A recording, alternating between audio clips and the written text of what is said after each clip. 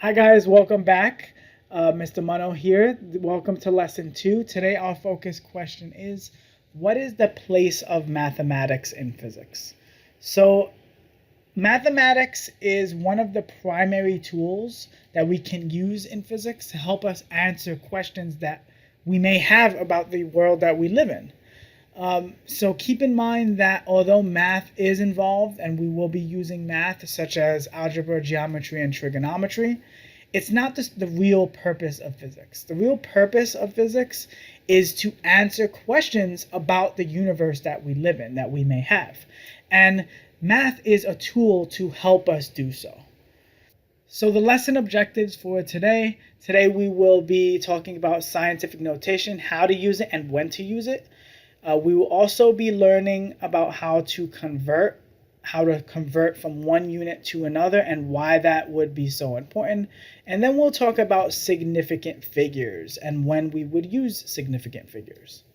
So as we learned in the last lesson, in science and in physics, we use the SI system, the metric system. There's a number of good reasons for why we do so, including being able to effectively communicate our science with the rest of the world, as well as why the metric system makes sense and why it's convenient. And that's because it's all in powers of 10. So, for example, 1/100th of a meter is a centimeter. 1,000th of a gram is a milligram. Those are all in powers of 10, right? So it's easily converted. This is a prefix chart. These are the prefixes that we will be using this school year. And what's convenient about this is no matter what fundamental unit you're talking about, if you're talking about length or mass or time, we still use these same prefixes. Now, these prefixes tell us the magnitude of the unit that we're measuring, right? So we're going to want to become familiar with this chart, and we'll see in a later slide a simple version of that we'll use on our reference tables.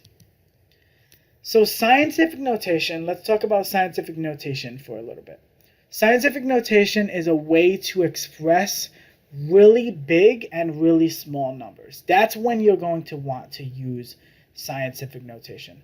So, for example, if you wanted to see the distance or wanted to know the distance from the Earth to the Sun, that's a really large number. That's 150 billion meters. That's a very large distance. So would it be more efficient to write this in standard notation with all those zeros? No, right? It makes more sense to have a way to concisely communicate this. And that's why we use scientific notation. So scientific notation is a combination of a coefficient. In this case, it would be 1.5. And that's the number between 1 and 10. And then it also has a power of 10, or the exponent. In this case, the exponent would be 11, right? Or times 10 to the 11. And why is that? That's because if you multiply that coefficient, which is 1.5, by 10 to the 11th power, you would get that correct number in standard notation, sometimes called expanded form. So how do we convert between standard form or standard notation and scientific notation? So this is going to be very important. We're going to have to convert between scientific notation and standard notation throughout the school year. So how do we do that? So in this number, 150 billion, right? That's the distance from the Earth to the Sun.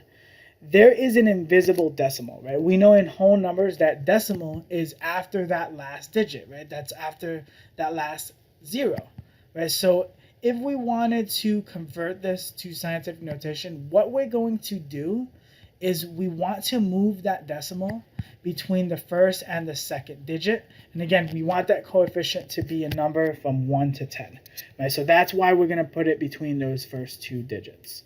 So to do so, we would move the decimal 1, 2, 3, 4, 5, 6, 7, 8, 9, 10, 11 spots to the left. So that is where that exponent comes from, right? We move that decimal 11 spots. That gives us the 11. And then we're going to talk a little more coming up about if it's a positive and a negative number. And that is essentially which direction you move that decimal in. Okay, so here is the simplified version of the prefixes that we're going to be using.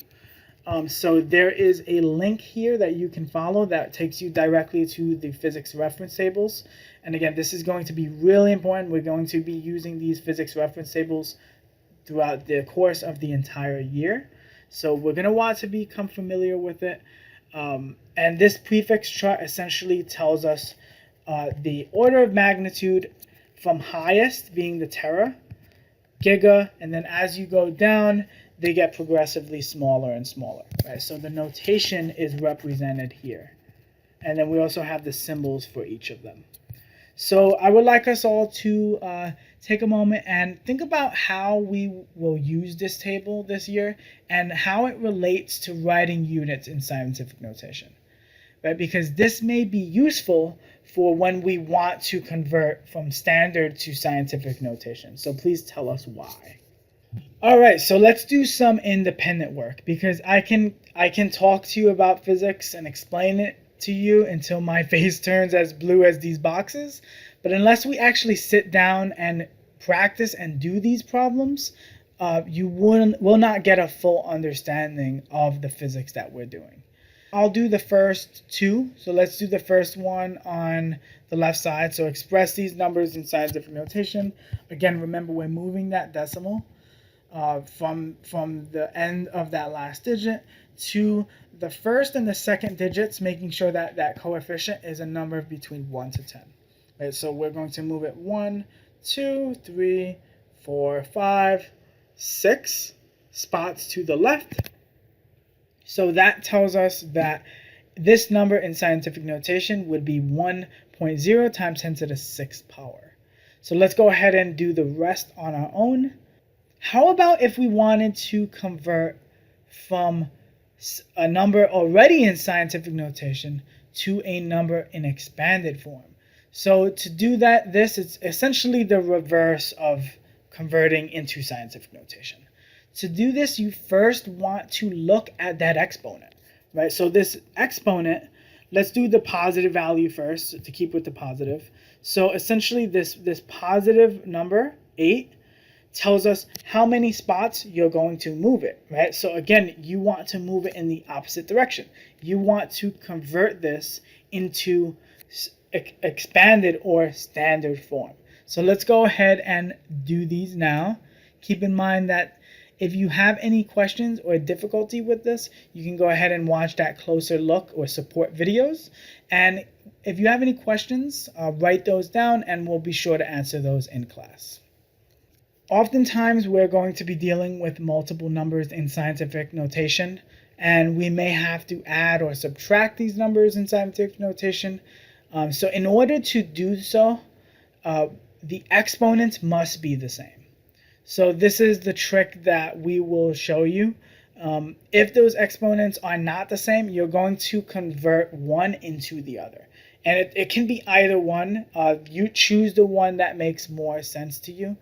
Once those exponents are the same, the numbers are added and the same exponents are carried to the answer. So what does that mean? So if we wanted to add these two numbers, 5.0 times 10 to the 5th and 4.0 times 10 to the 4th, what we're going to do is we're going to change one of the exponent into the other. I'm going to choose 4.0 times 10 to the 4th. So we want that to be 10 to the 5th, right? We want those exponents to be the same. So how do we do that? Well, again, remember, you change the exponent by moving that decimal, right? So if we move that decimal one spot to the left, that's going to increase our exponent by a factor of 1. Right, so if we move that decimal, we're now left with 0.4 times 10 to the 5th. And then now we can go ahead and add them, right? Those exponents are the same. So we add 0.40 times 10 to the 5th to 5.0 times 10 to the 5th. And that gives us 5.4 times 10 to the 5th.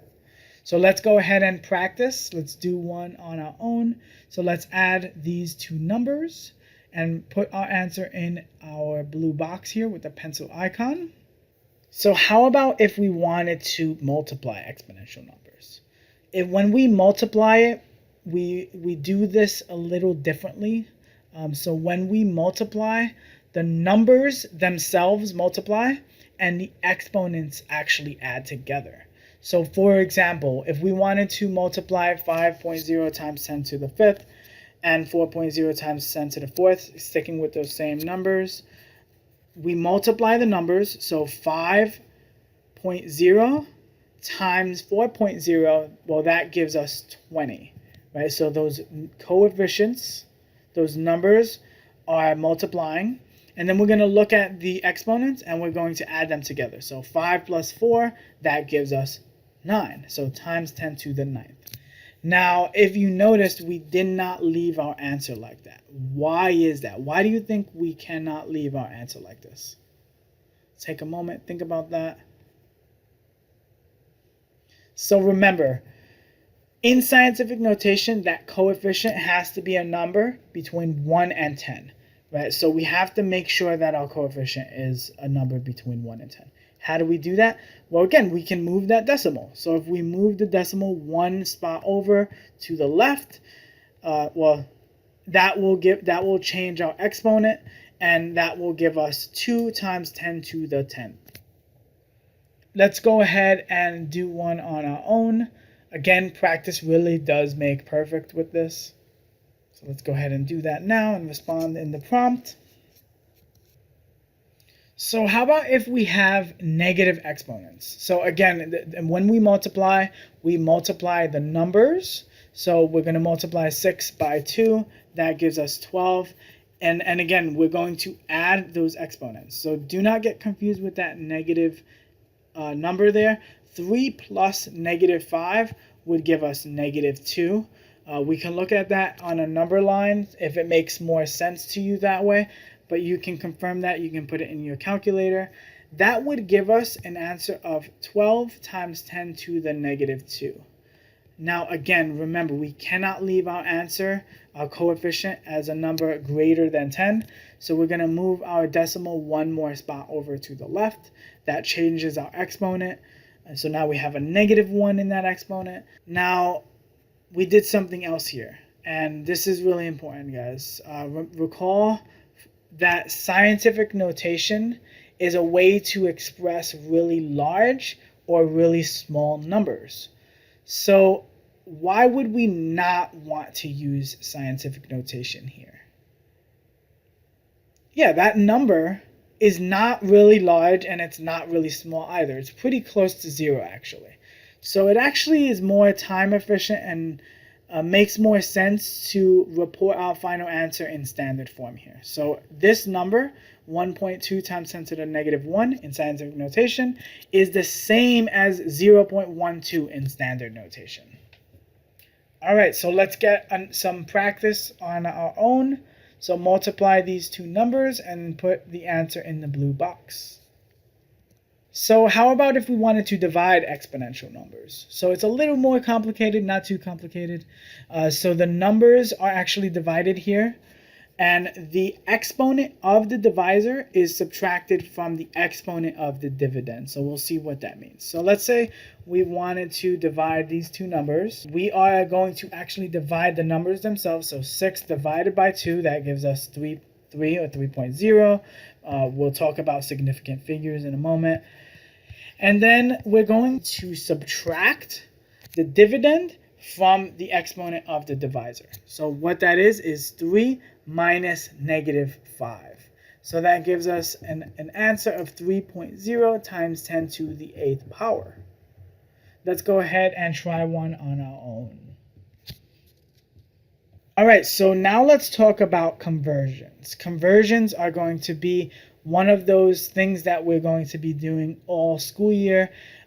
We're going to learn an effective way to do it now, and by the end of the school year, you guys will be pros at this. So there's a video embedded here that you can watch. They explain it pretty well, in my opinion. So let's go ahead and watch this video, and then we'll move on to the next slide. Okay, so let's look at an example. Let's say we wanted to convert 500 millimeters to meters, right? So we're moving up that prefix chart. So the equivalency